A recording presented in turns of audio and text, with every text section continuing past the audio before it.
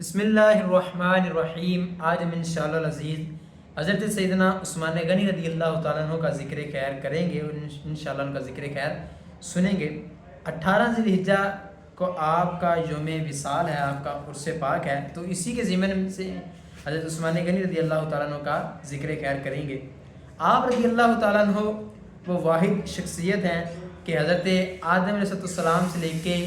آج تک کوئی بھی آپ جیسی شخصیت نہیں گزری۔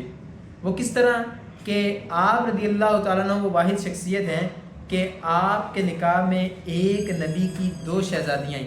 یعنی یہ حضرت عثمان غنی رضی اللہ تعالیٰ عنہ کے علاوہ کسی کو یہ اعزاز حاصل نہیں ہوا، فقط حضرت عثمان غنی رضی اللہ تعالیٰ عنہ کو یہ اعزاز حاصل ہوا۔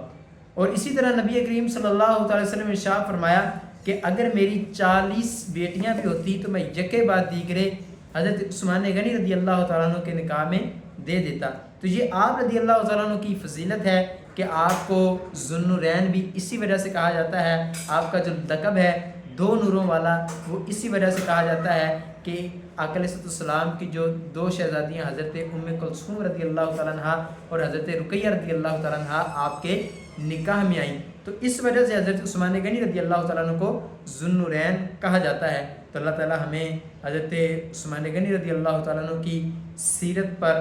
عمل کرنے کی توفیق عطا فرمائے اور ان کے نقش قدم پہ چلنے کی توفیق عطا فرمائے، آمین بجاہ نبی الامین وصلی اللہ تعالیٰ علی خیر خلقہ محمد وصحبہ اجمعین۔